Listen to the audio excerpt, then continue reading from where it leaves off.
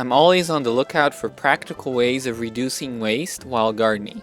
I've depended on plastic cups to start my seedlings previously, but I wanted to try alternatives to make my suburban homestead more sustainable. I wanted to sow chicory, but in a new way this time. For these seeds, I want to try something slightly different from my usual method, the plate germination method, because I want to use paper cups instead of plastic cups, and I want to do it outside because endives or chicories are plants that are cold hardy to an extent. So under a cold frame, I'm positive that it will work well now that it's early spring. That way I save money in electricity. So what you need to do is get a paper grocery bag and you cut it so that you have pieces of paper, and you need to cut rectangles that are as big as you need to make your pot. I'm going to be doing smaller pots, so I'm doing about 8 to 10 by 5, something like that. So a rectangle, you need a form, a cylindrical form, and you can use anything like a product container, anything that's cylindrical. And you're gonna roll up, leaving a little bit of a lip on the bottom. So you roll it up, crumple the bottom so that it stays, and then you take out your form and you fold in the lip, the top lip, and that's gonna help the pot maintain its shape. Now, this is the first time I'm actually trying this. So I want to see how that goes, and if it works well, if there are problems. But here you go, a perfectly simple way of having cheap paper pots that you can fill with compost and start your seeds.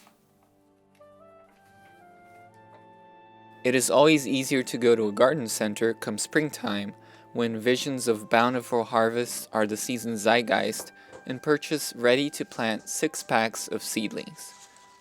While it may be a great way for beginners to dip their toes in the water, I will always advocate growing from seed. There are several advantages when you yourself start your plants by seed.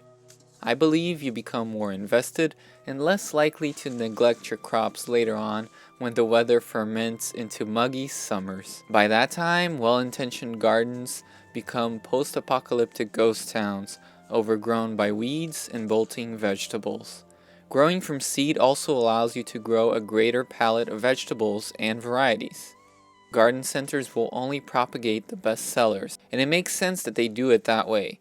But by growing from seed, you can experiment more, finding varieties that may grow better into your microclimate, as well as trying exotic or unusual vegetables without much commercial appeal.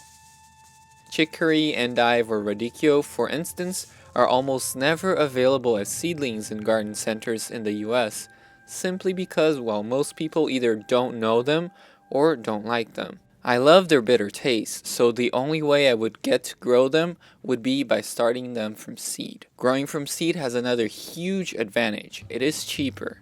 Seeds cost fraction of cents, so you can't beat that. The only downside to growing from seed is that it takes more patience and commitment, as well as a bit of skill to get successful plants. My usual plate germination method ensures success with most plants, but I wanted to try direct sowing inside cold frames to bypass the use of artificial lights while raising seeds indoors. This would also be more sustainable as I harnessed free solar power. I wanted to use paper this time because while plastic containers work really well, using them is inherently unsustainable. Using plastic inevitably produces plastic waste, and plastic takes centuries to biodegrade. Usually it first breaks into tiny pieces that are even more harmful than before. Since plastic floats and can be blown by the wind, a good portion of plastics end up in the ocean, wreaking havoc to marine life. I've reused my plastic cups since at least 2012, but in time, as they were exposed to sunlight, they became brittle and started shattering. It is time for me to use new methods to start seeds, so experimenting with biodegradable pots, such as these ones, made of paper was essential. I wanted to see if I could get as good a result with them. I would still use my old plastic cups until they would literally fall apart, but I had to decide not to replace them with new plastic ones. I needed an alternative. After placing the direct-seeded paper pots in the cold frame, I watered them well and waited to see if they would grow. Upon her hands she holds the seed to cast it over barren ground. She waits for rain, a storm will come to wash away her grief and pain. Spring arrives.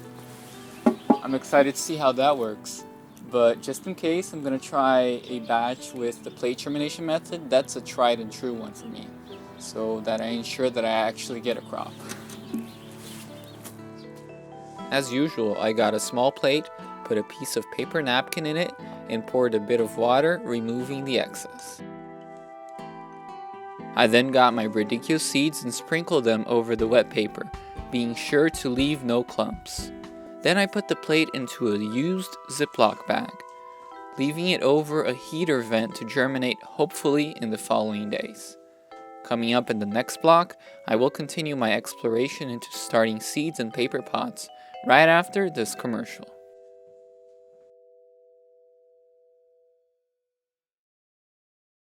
If you enjoy the videos and would like to support the channel, you can purchase an original painting or drawing in my Etsy shop, or become a patron in my Patreon.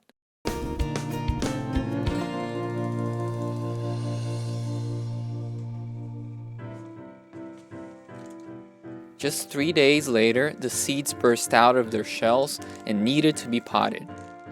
I'm always amazed at how fast seeds can germinate with this method. I proceeded in getting additional paper pots, stuffing them with potting mix, and carefully planting the sprouted seeds. I would be able to compare if pre-sprouted was indeed more advantageous than simply direct seeding. If I got these paper pots to work, they would be a new way for me to diminish my plastic dependency. There are commercially available composted peat pots, but I don't like the idea of having to pay for them every time I need to start seeds. Peat is also a non-renewable resource, and we should use it wisely.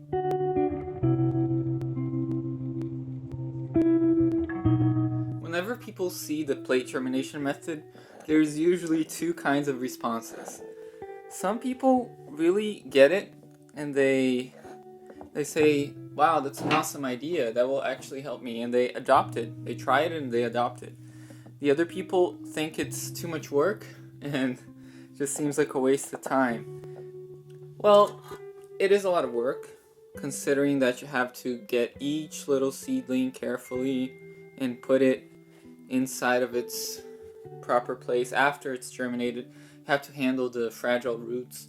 But the thing is, there's a really good advantage to this method, and that is it gives you a boost in the seed to seedling time frame, and that really makes you seem like you're a better gardener, because you'll have plants growing quicker, and usually there's a lot of enthusiasm in the first few weeks when you want to start a garden, and you start with seed and then you don't see it growing. It takes a week, 2 weeks, 3 weeks, and you don't see a sprout. Then pretty much after about 2-3 weeks you give up, and once it sprouts you forget to water it, and it's just a vicious cycle.